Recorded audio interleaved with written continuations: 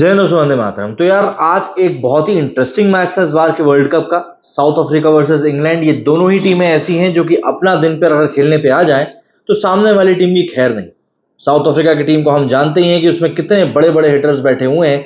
क्लासीन, Markram, de Kock, एक से बढ़कर एक बैट्समैन है वहां पर। वहीं इंग्लैंड की अगर बात करें तो Harry Brook, Livingstone, Phil Salt, Jos Buttler, एक से बढ़कर एक नाम वहां पर ही बैठे हुए हैं। एंड सबसे बड़ी बात यह कि सिर्फ बैटिंग डिपार्टमेंट ही नहीं बल्कि बॉलिंग डिपार्टमेंट भी दोनों टीमों का टॉप नॉच, शानदार जिसको हम कह सकते हैं ना, वैसा। अब ऐसे में जब इन दोनों टीमों की टक्कर होने जा रही थी तब मेरे दिमाग में सबसे बड़ी बात तो यही थी कि यार साउथ अफ्रीका जो है अभी तक इस वर्ल्ड कप में एक भी मैच हारी नहीं।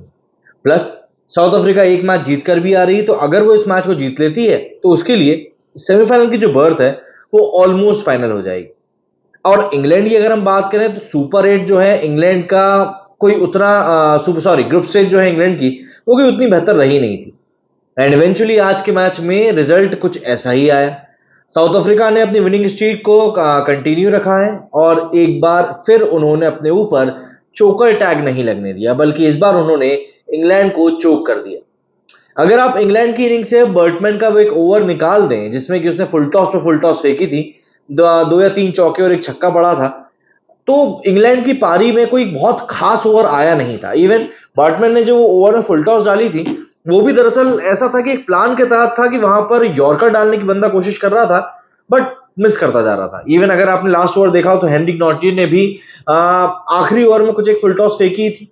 तो यहां पर यॉर्कर डालने की कोशिश में ये गेंदबाज लगातार फेल हो रहे थे, but eventually south African team ने इस बार नर्व्स को होल्ड किया।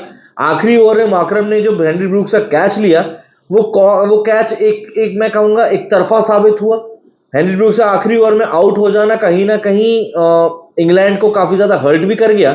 एंड यही कारण रहा कि आखिरी ओवर में जो रन्स 13-14 रन को स्कोर करने थे इंग्लैंड को, वो रन्स वो स्कोर नहीं कर सके। अब यहां से सुपर 8 के बाद की जो लड़ाई है सेमीफाइनल के लिए ग्रुप 2 की, काफी ज्यादा इंटरेस्टिंग हो चुकी है। एंड यकीन मानिए ये टीमें अपनी मतलब टॉप पोटेंशियल पर खेल रही हैं इस समय पर। जरा पॉइंट्स टेबल की बात करते हैं, पॉइंट्स टेबल का क्या कुछ सूरत हाल चल रहा है। तो इस ग्रुप में south Africa, England, United states और वेस्ट इंडीज है। इंग्लैंड ने 2 मैच खेल लिए जिसमें से वो एक जीत चुकी है, एक हार चुकी है। साउथ अफ्रीका ने 2 मैचों में से दोनों जीत लिए, इसलिए मुझे लग रहा है कि इनका सेमीफाइनल में जाना अब ऑलमोस्ट सर्टेन हो चुका है, क्योंकि एक मैच इनका बचा हुआ है और उसके बाद में दूसरी टीमों का थोड़ा सा इफ एंड बट रहेगा। इंग्लैंड 2 में से एक मैच जीत चुका है, अभी भी उसका एक मैच बचा हुआ है, तो देखना पड़ेगा। तो यहां पर साउथ अफ्रीका का ऑलमोस्ट सर्टेन हो चुका है। वहीं अगर हम बात करें ग्रुप 1 की, तो भाई यहां पर ऑस्ट्रेलिया, इंडिया, अफगानिस्तान, बांग्लादेश है। चारों टीमों का एक मैच हो चुका है। ऑस्ट्रेलिया और इंडिया ने एक मैच जीत लिया है। कल इंडिया का मैच बांग्लादेश के साथ होना है।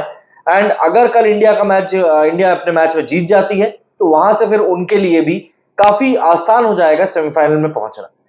लेकिन अगर हम लोग इस मैच पे वापस आए तो आप एक चीज को देखिए कि साउथ अफ्रीकन टीम के जो मेन बैट्समैन हैं, जिनके के ऊपर पूरा दारोमदार रहता है, कहीं ना कहीं उन्होंने यहां पर आगे बढ़कर परफॉर्म करने की बात कही।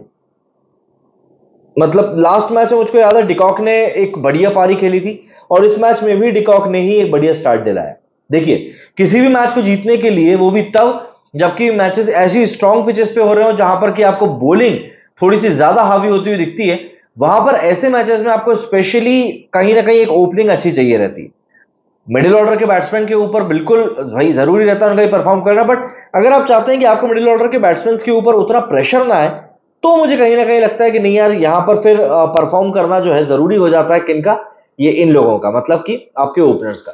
भाई इंडिया की तरफ से भी हम देखें तो रोहित और कोहली जो है लगातार फेल हो रहे हैं और यही कारण है कि थोड़ा बहुत तो टीम इंडिया के ऊपर भी एक अनचाहा सा प्रेशर रहता ही है।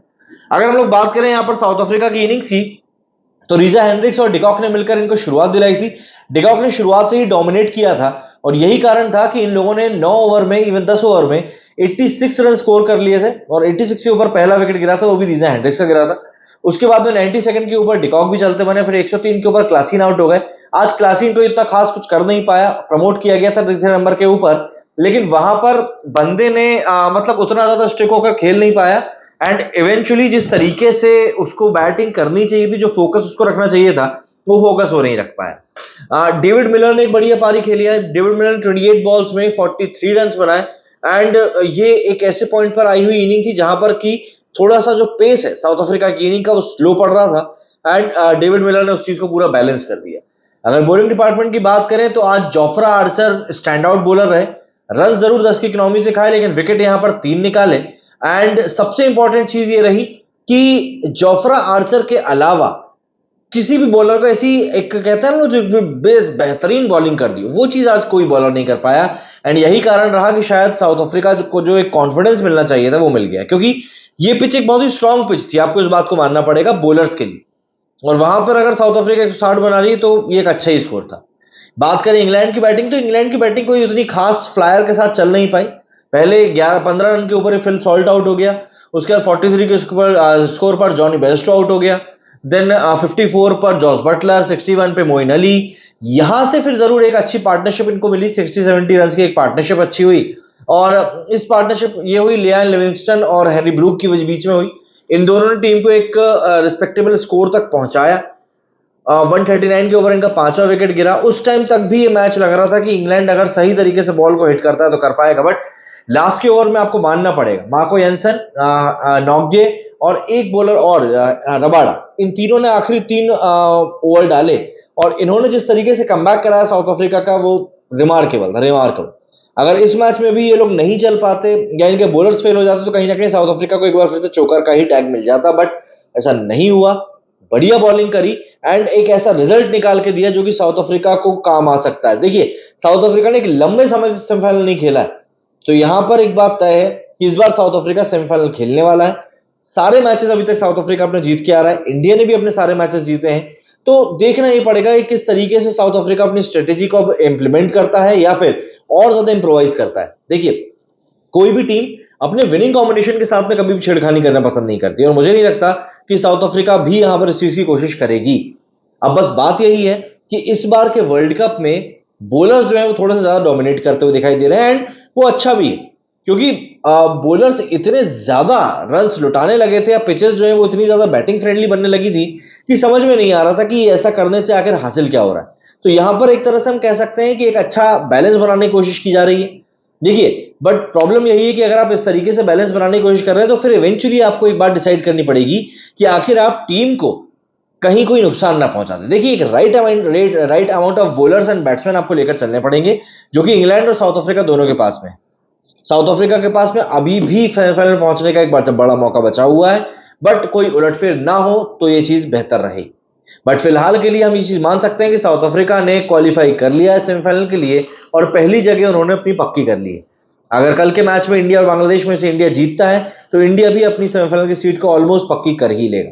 बाकी देखना पड़ेगा कि आने वाले मैचेस में साउथ अफ्रीका किस तरीके से परफॉर्म करती है, क्योंकि ये टीम ऑफ द टूर्नामेंट बनकर निकल रही है। जिस तरीके से इन्होंने अपनी पॉलिसीज को इंप्लीमेंट किया है, साथ ही साथ जिस तरीके से इन्होंने क्रीज के ऊपर बताया है कि भाई किस तरीके से आपको इस टू फेस वाली पिच को टैकल करना है। आप बताइए, आपका आज के मैच को लेकर क्या कुछ कहना है। मेरे इस वीडियो फिलहाल इतना ही। जय हिंद, जय भारत।